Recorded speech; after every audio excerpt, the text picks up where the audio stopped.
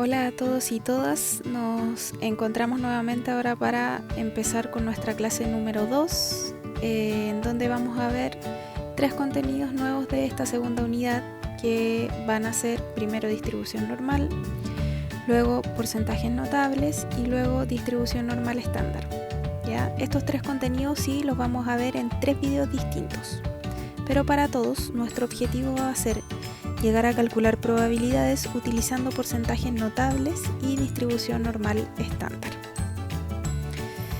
Partimos entonces, primero que todo, igual que en el video anterior, haciendo como una breve analogía con lo que habíamos visto en variable discreta, ¿ya? Primero en variable discreta habíamos dicho que teníamos una función que calculaba probabilidades llamada función de probabilidad. Y esta función de probabilidad, cuando cumplía ciertas características, entonces se llamaba distribución binomial. Esto lo veremos repetido ahora en la variable continua, que en la clase pasada vimos que su función ahora se llama función de densidad y que cuando esta función cumpla ciertas características, entonces se va a llamar distribución normal, que es entonces lo que nos vamos a centrar ahora. Partimos entonces con distribución normal, ¿ya? Y para esto vamos a tomar una pequeña parte del libro de cuarto medio que dice lo siguiente. Una de las distribuciones más importantes cuando se quiere describir una variable aleatoria continua es la distribución normal, ya que tiene muchas aplicaciones en variados contextos. Por ejemplo, la estatura, la masa de las personas, mediciones científicas, precipitaciones, puntajes de pruebas, entre muchas otras, ¿ya? La función de densidad de una variable aleatoria con distribución normal va a estar dada por esta expresión que tenemos acá, que uno la ve y da miedo, ¿cierto? Pero no se preocupen porque en realidad esta va a ser la única vez que la vamos a ver y luego no la vamos a ocupar más, ¿ya? Lo que sí es importante y hay que tener siempre en mente y en consideración son los parámetros que definen nuestra función, que van a ser mu y sigma, que son números reales, y además sigma tiene que ser mayor que 0, ¿ya? Entonces en este caso vamos a decir que la variable x tiene distribución normal con media mu, o sea promedio mu, y desviación estándar sigma, y la denotaremos con esta expresión que tenemos acá. Su gráfica es una curva que tiene forma de campana, tal como se muestra en la figura que nos aparece aquí a la izquierda. ¿Qué es importante acá? Que en el centro de nuestra figura vamos a ubicar nuestro promedio, ¿ya? Y hacia los costados nos vamos a ir separando del promedio tantas veces como nos indique la desviación estándar, ¿ya? Eso entonces como primer acercamiento a nuestra definición. Así que, ¿qué es lo que vamos a tener? Que si x es una variable aleatoria continua cuya función de densidad es una distribución normal de media mu, que es su promedio, y desviación estándar sigma, lo que vamos a hacer entonces es escribirla de la siguiente manera: x, cola de chancho, n, y entre paréntesis vamos a anotar mu y sigma, que van a ser los parámetros que van a definir entonces a nuestra distribución normal. La gráfica entonces de esta distribución va a ser una campana, como dibujamos acá, y aquí en el centro vamos a dibujar nuestro promedio, ¿ya? Y tenemos las siguientes observaciones respecto de la gráfica. La primera es que nuestra gráfica tiene simetría respecto al promedio. ¿Qué significa esto? Que desde el promedio hacia la derecha va a ser exactamente el mismo dibujo que desde el promedio hacia la izquierda, ¿ya? Nuestra segunda observación es que los extremos de nuestra gráfica, aunque aquí no lo parecen, son infinitos. ¿Qué quiere decir eso? Que van a ser líneas que van a continuar hacia a la derecha y también hacia la izquierda. Como punto 3 de las observaciones, vamos a tener que, como la distribución normal es efectivamente una función de densidad, lo que debe pasar y que vimos en la clase anterior es que entonces el área total bajo la curva debe ser igual a 1. Entonces en nuestro dibujo esto va a estar representado porque toda esta área que tenemos acá debe ser 1, aunque es infinita, pero es 1, ¿ya?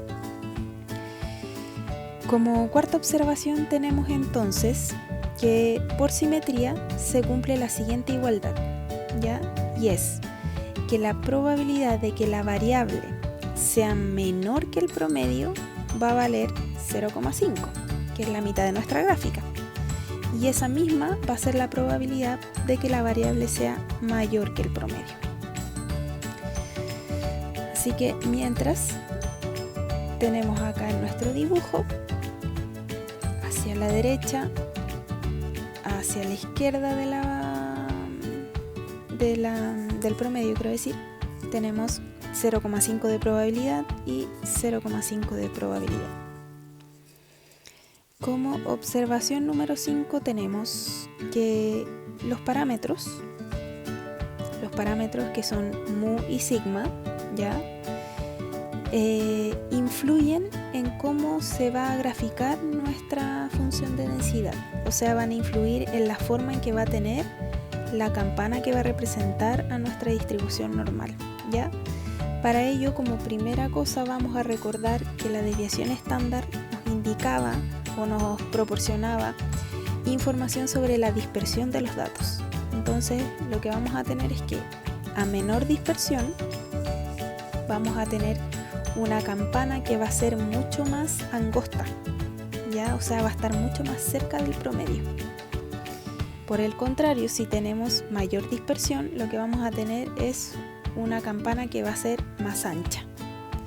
Esto se muestra entonces en el siguiente dibujo que tenemos acá. No sé si alcanzan a ver, pero en la primera gráfica tenemos sigma medio, luego sigma 1, luego sigma 2.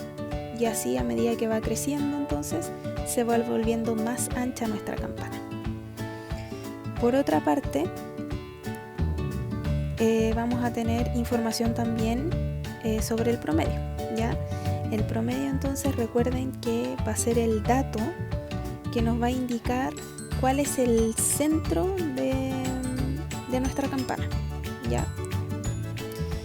Por lo tanto, a medida de que este valor va a ir cambiando, nuestra campana se va a ir moviendo hacia la izquierda o hacia la derecha, dependiendo de cuál sea el valor que le asignemos a nuestro promedio, ¿ya? Esto lo podemos ver entonces en el gráfico que tenemos acá. Alcanzamos a ver entonces, empezamos con un promedio menos 3, luego un promedio 0, luego un promedio 3, y a medida que va creciendo entonces se va moviendo hacia la derecha, y en este caso la desviación estándar para todos es el mismo. Ya, vemos un primer ejemplo para darle un poco de forma a esto. Entonces dice: la estatura de un curso se distribuyen de manera normal con media 1,68 y desviación 0,3. Primera pregunta, ¿cómo se ve el gráfico? Segunda pregunta, ¿cómo representamos la probabilidad que nos aparece ahí? ¿Ya? Lo primero es reconocer que esto, escrito como lo habíamos dicho al principio, nos va a quedar de la siguiente manera, ¿ya? Entonces X se distribuye de manera normal con promedio 1,68, desviación 0,3. Hacemos nuestro dibujo para contestar la letra A, y en este dibujo, que va a ser una campana porque es una distribución normal, vamos a tener ubicado en el centro nuestro promedio, que va a ser 1,68. A estas alturas todavía no vamos a indicar qué información nos proporciona la desviación estándar, ¿ya? Pero sí vamos a observar que a la derecha del 1,68 vamos a tener todos los números más grandes que el 1,68, ¿ya? O sea, no sé, 1,69, 1,70, 1,71. Entonces, para contestar la pregunta número 2, vamos a ubicar por aquí en alguna parte de nuestro gráfico el 1,75, ¿ya? Y como nosotros queremos encontrar la probabilidad de que X sea mayor que 1,75, o sea, tenemos que encontrar el área desde el 1,75 hacia la derecha, porque esto es una función de densidad, lo que vamos a hacer es marcar a cuál corresponde esa área. Y esto entonces representaría el dibujo que va a calcular nuestra probabilidad de que el X sea mayor que 1,75. Como último ejemplo tenemos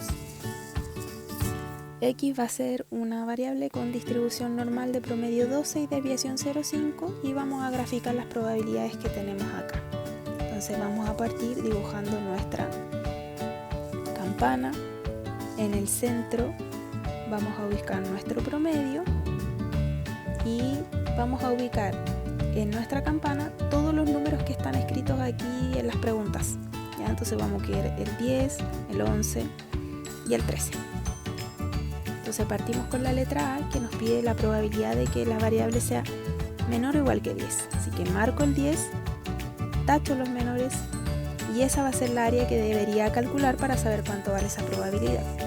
Para la letra B voy del 11 al 12, tacho esa área y esa área entonces va a ser la que va a representar la probabilidad de que la variable esté entre 11 y 12. Y por último, tacho el 13 y como quiero que sea mayor, entonces me voy hacia la derecha y esa va a ser la probabilidad que va a representar, el área que va a representar a la probabilidad de la letra C. Entonces, con estos poquitos datos que vimos hasta ahora, vamos a cerrar nuestro primer video. Ya decidimos hacerlo así ahora para que fuera un poco más lenta la explicación. Así que nos vamos a ver en un próximo video donde podamos aprender ya más cosas para empezar a aplicarlas más detalladamente. Nos vemos.